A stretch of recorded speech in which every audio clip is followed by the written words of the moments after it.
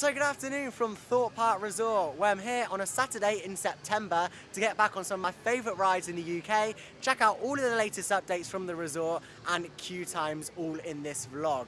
But yeah, Thorpe Park, I absolutely love this park. I've only been once this season, so this is my second visit. I can't believe it. But yeah, I can't wait to get on some of my favourite rides in the UK, from Swarm, Stealth, Soar, and so much more. There's so many updates to cover in this vlog, so I'll be doing that a little bit later on. But I'm going to make my first ride, Soar the Ride, down here at Thorpe Park. I always say this, if you come in Thorpe Park, then I definitely recommend doing Soar the Ride first. This really does build up some queues later on in the day. So as soon as you get past the dome, head straight to Soar the Ride if you're here for opening. And I recommend getting to Thorpe Park about 30 minutes before gates open. That gives you time to scan your passes, go through security, and actually get into the park. With all that said, let's go on Soar the Ride here from Thorpe Park Resort. How steep the rope was? Currently then down here at Soar the Ride, it's currently on 65 minutes. I definitely recommend making this the first ride down here at Thorpe Park, as during the day, it's probably the most popular ride down here at Thorpe Park, mainly because of the Soar franchise. It does get really busy, and 65 minutes, it is quite busy really. However, it can get much bigger. I've actually waited at it. I waited for Soar once when the queue was actually at capacity. That was back a few years ago at Fright Nights. So 65 minutes is not too bad. I'll jump in that queue, wait it, and then get back on this wonderful Gerstlauer Eurofighter, which opened back in 2009.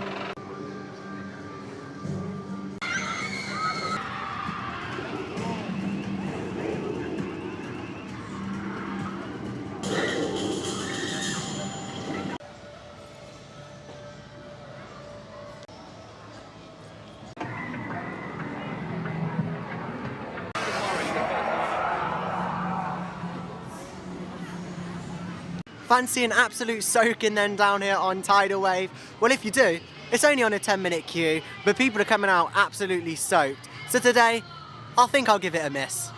So I've just been on Walking Dead the ride, only waited 5 minutes as advertised.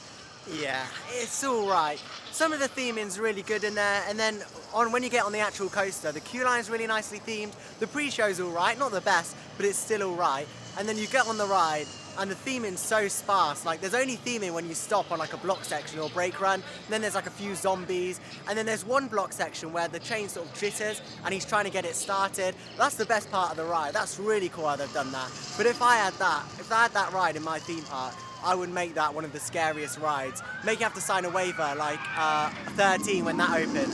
Apparently that was the scariest ride, you have to sign a waiver.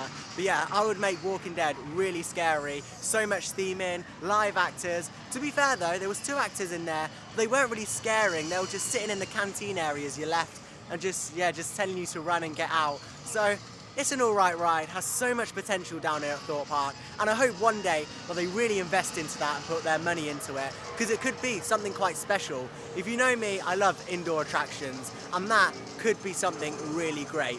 Next up though, it's time for my second favourite ride down here at Thorpe Park. It's the Swarm. I say my second favourite because it changes like every single time I come down here to Thorpe. But I think Swarm's my second favourite. UK's only wing coaster, opened back in 2012, and yeah, it's got a great layout to it, and it's so smooth. Let's head on.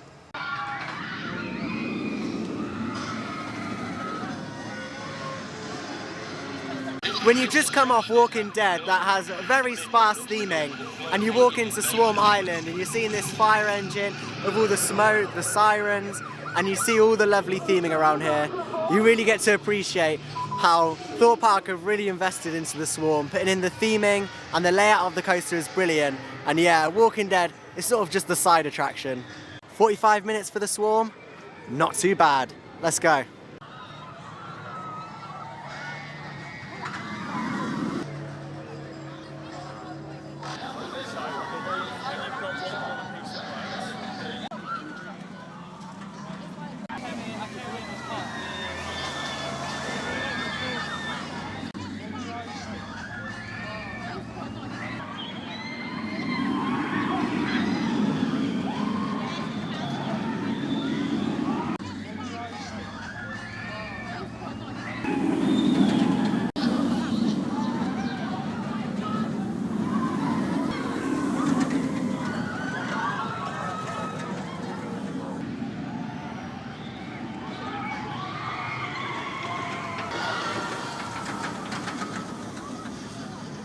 I've just been on Swarm down here at Thorpe Park, and that was an amazing ride. Only waited about 45 minutes, not too bad, and yeah, I was on right wing, front row, butterly smooth. Honestly, it was so smooth. Definitely in my top 5 coasters down here in the UK.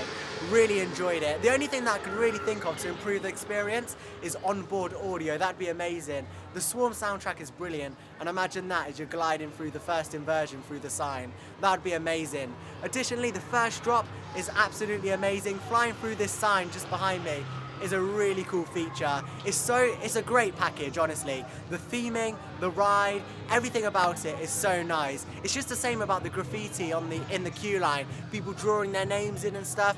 It's just not worth these parks do have to spend a lot of money to fix those, paint it up, sand it down. So yeah, just don't graffiti in the queue line. It really does ruin the theming. However, next up, it's time for my my first favourite coaster down here at Thorpe Park, I think, Stealth. Let's see if it beats the Swarm. Down here then at Stealth, it's currently on a 50-minute wait, which is not too bad to be honest. Yeah, it is busier than I did expect, but of course Thorpe Park's been really busy this season, and it's great to see because 2020 and 2021 was a really hard year for many parks. There's the COVID restrictions, lockdowns, so it's nice to see in 2022 that the theme parks are back up and are as busy as ever. But yeah, with all that said, it's time to go on the fastest coaster in the UK, down here at Amity Speedway.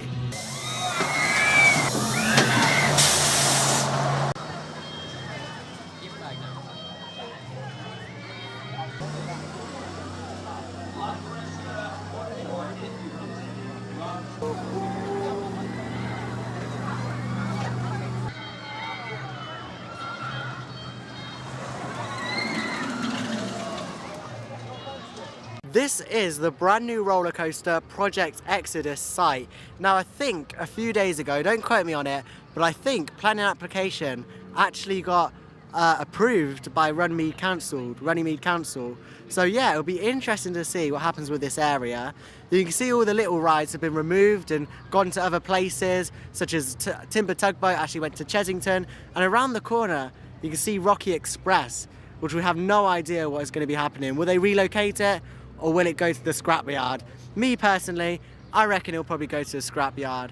It's been here for many years at Thorpe Park, and while it is a classic, it's probably time for it to go. But yeah, in terms of any construction updates, not really much to cover down here from Project Exodus, except there's a lot of weeds growing over there.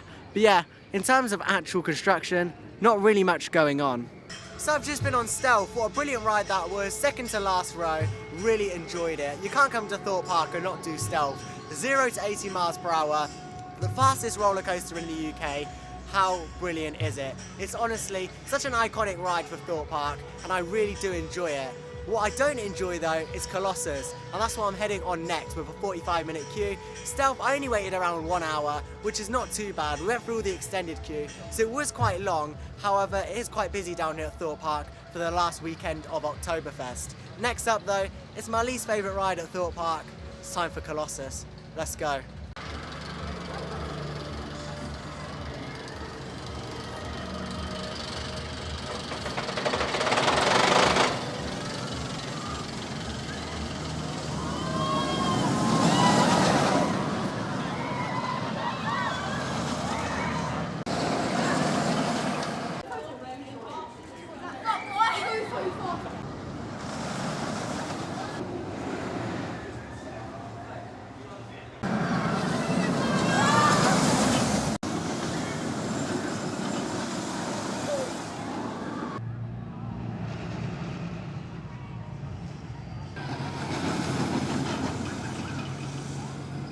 Had a brilliant ride over from Colossus.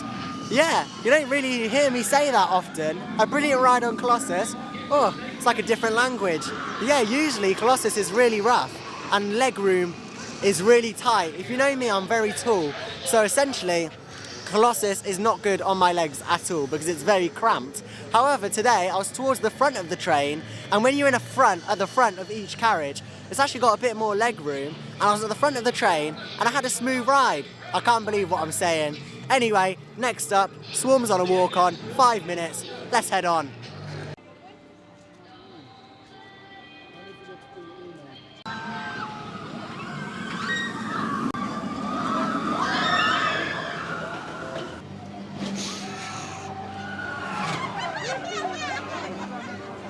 To end my day then here at Thorpe Park, next up it's time for a ride on Nemesis Inferior.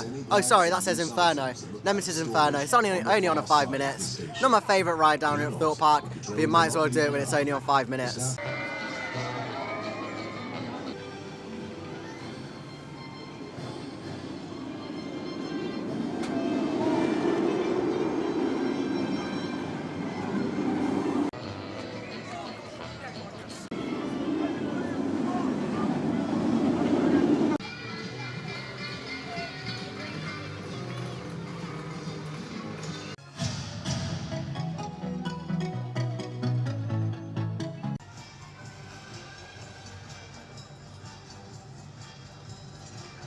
So there we go, I concluded my day from Thorpe Park just outside of the dome. In terms of opening hours today, it was 10 till 7, so I got on so many rides. I calculated it, I got on 13 rides. Just had a ride on Nemesis Inferno.